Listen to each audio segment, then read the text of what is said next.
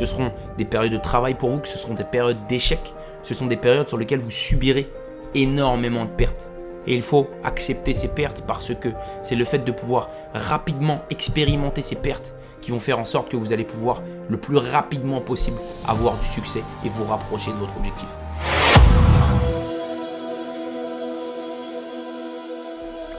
Bonsoir à tous, j'espère que vous allez bien. Aujourd'hui, on se retrouve pour une vidéo un petit peu différente. C'est toujours votre hôte préféré, Pierre Mathieu et Keto Gatsby. Et ce soir, j'avais envie de vous parler de ce moment où vous pouvez vous sentir coincé. Je sais que certains d'entre vous ont pris ce chemin qu'est l'entrepreneuriat, qui est un chemin qui est très long, un chemin, où vous allez rencontrer énormément d'embûches. Et je sais que dans ce chemin-là, vous pouvez être amené à vous retrouver extrêmement seul. Extrêmement seul, et il se peut même qu'à certains moments, vous puissiez vous décourager. Vous puissiez sentir que tout est trop difficile, tout est trop long, tout vous demande trop d'énergie. Et j'ai envie de vous dire premièrement que vous n'êtes pas seul sur ce chemin-là. Tout le monde passe par là. Et c'est justement ces moments-là qui vont vous servir de tremplin pour arriver là où vous avez envie d'arriver. Et la deuxième chose, c'est que j'aimerais vous donner les clés que vous pouvez utiliser au moment où vous vous retrouvez dans des situations comme celle-ci.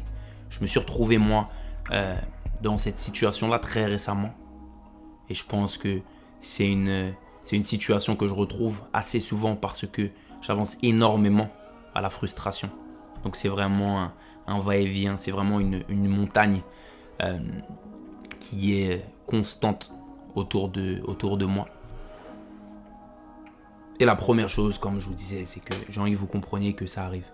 Ça arrive à tout le monde, et je dirais même que ça arrive à chaque entrepreneur, ça arrive à chacune des personnes qui a envie de créer quelque chose de différent, chacune des personnes qui pense que c'est elle qui a raison sur son marché et qu'elle va s'imposer. Et il est impossible de pouvoir réussir sans payer ce prix-là. Au-delà de tous les sacrifices, toutes les embûches que vous allez rencontrer, c'est vraiment ce prix du fait de se retrouver seul. Parce que personne ne veut se retrouver dans cette situation.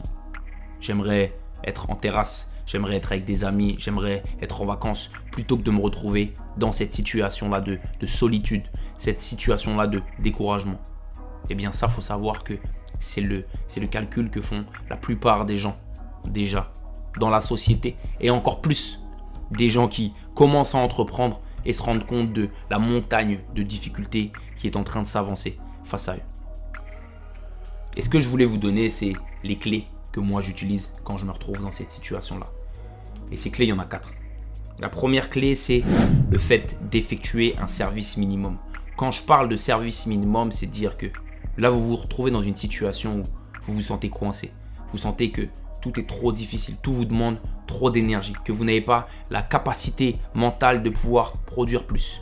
Ce qui va être important de faire, c'est que quand vous vous retrouvez dans cette situation-là, vous allez faire en sorte que vous puissiez effectuer un service minimum. Donc le minimum des tâches que vous pouvez produire qui ne vous demandent pas trop d'énergie, qui vont être nécessaires à faire en sorte que quand ça ira mieux, quand vous aurez passé cette phase-là, qui peut prendre une journée, une semaine, un mois, vous soyez content de ce que vous avez effectué pendant cette phase qui a été compliquée et que vous n'ayez pas pris du retard par rapport à votre mission. Donc, cette notion du service minimum, c'est vraiment pour vous comprendre que, par exemple, par rapport à mes tâches, je sais que l'entraînement, je vais continuer. Peut-être que je ne vais plus m'entraîner 6 fois par semaine, mais je vais m'entraîner 4 fois par semaine.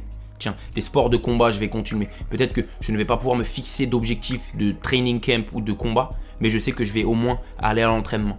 Par rapport au business, c'est compliqué. Je vais faire en sorte de maintenir au moins suffisamment d'efforts pour que le business puisse stagner le temps que je reprenne de l'entrain et que je reprenne de la dynamique. Par rapport à ma famille, par rapport à les gens que je peux avoir autour de moi, je sais que, encore une fois, je vais effectuer un service minimum qui fait en sorte que quand j'aurai passé cette épreuve, quand j'aurai passé cette période de trou, je puisse me dire putain, c'est bien parce que quand c'était dur, j'ai continué, j'ai fait un minimum, j'ai continué à m'entraîner, j'ai continué à bien manger, j'ai continué à faire ce que j'avais à faire, et du coup je n'ai pas pris trop de retard. Parce que comme je vous dis, ces phases-là peuvent durer une journée pour certains, une semaine pour d'autres, ou bien même un mois si c'est une période qui est vraiment difficile à surmonter pour vous. Donc la première chose, c'est le service minimum. La deuxième chose, c'est le fait de retrouver sa base. J'en ai déjà parlé dans une vidéo que j'avais fait il y a quelques années. La base, pour moi par exemple, ça va être le fait de faire en sorte que quand je sens que je me suis écarté du chemin, eh bien, je me reconcentre sur les essentiels de ma vie. Et par exemple, pour moi, ça va tourner autour des prières, ça va tourner autour de certains podcasts que j'écoute dans des périodes qui peuvent être difficiles et qui vont me remettre sur le chemin de « Ah oui, tiens, je me rappelle les choses que je fais, les choses qui me permettent de me sentir équilibré quand c'est difficile. » Au niveau des podcasts, par exemple, je peux vous donner mes go-to, les choses qui m'aident à me remettre sur le chemin. Ça va être du Jocko Willink, ça va être du Andy Frisella, ça va être du David Goggins. Donc, ces entrepreneurs, ces personnalités qui sont justement énormément tournés vers le mindset, qui sont tournés vers la résilience, qui sont tournés vers la discipline, qui sont tournés vers l'effort.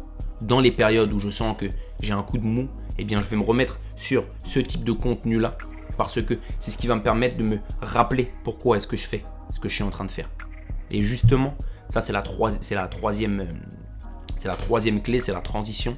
C'est le fait de retrouver de la clarté par rapport à votre objectif. On vit dans un monde où il y a énormément de distractions, que ce soit les réseaux sociaux, que ce soit même le monde extérieur. Et souvent, en tout cas je vais parler pour moi, je me suis rendu compte que au moment où je pouvais subir trop de bruit autour de moi, eh bien, avec le temps, petit à petit, l'effet cumulé dans ce sens-là pouvait faire en sorte que je m'écartais de mon chemin, je m'écartais de ma mission. Et ce qui se passe, c'est que dans la plupart des cas, à ce moment-là, eh bien, le fait est que je me détachais ou je m'écartais de ma mission et je manquais de clarté par rapport à mes objectifs. Donc, qu'est-ce que je fais à ce moment-là? Je reprends une feuille, je reprends un stylo, je reprends mon journaling, je reprends mes notes et je vais me reconcentrer sur quelle est ma mission. Pourquoi est-ce que je le fais? Pour qui est-ce que je le fais? Qu'est-ce que j'ai déjà accompli? Et petit à petit, le fait de faire ça, ça va me permettre de retrouver de la clarté par rapport à mon objectif pour me remettre en selle plus rapidement.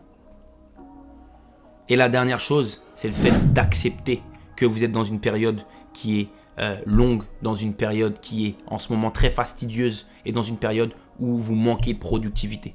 Ça arrive à tout le monde. Il faut comprendre un truc, c'est que comme disait Nipsey, on est sur un marathon, on n'est pas sur un sprint. C'est très facile de pouvoir produire énormément d'efforts sur un mois, sur 3 mois, sur un an. Mais par rapport à l'ambition, par rapport à l'étendue du projet que vous avez envie de mettre en place, eh bien souvent, ce projet prendra 1 an, 3 ans, 5 ans, 10 ans. Et il faut accepter que pendant cette période-là, bien entendu, il y aura des périodes de réussite, des périodes d'achèvement que les gens verront, mais que la plupart du temps, ce seront des périodes de travail pour vous, que ce seront des périodes d'échec, ce sont des périodes sur lesquelles vous subirez énormément de pertes. Et il faut accepter ces pertes parce que c'est le fait de pouvoir rapidement expérimenter ces pertes qui vont faire en sorte que vous allez pouvoir le plus rapidement possible avoir du succès et vous rapprocher de votre objectif. Donc acceptez le fait que des fois ça va être difficile, que vous n'êtes pas au top pour le moment.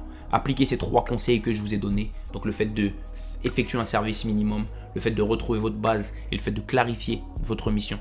Et comme ça, vous pourrez le plus facilement sortir de ces périodes-là pour retrouver des périodes productives où vous vous sentez bien, où vous êtes déterminé et où vous êtes prêt à tout arracher comme lorsque vous vous êtes lancé dans votre voie. Voilà, je fais une vidéo courte pour ce soir. J'espère que la vidéo vous aura plu. On est ensemble. Peace.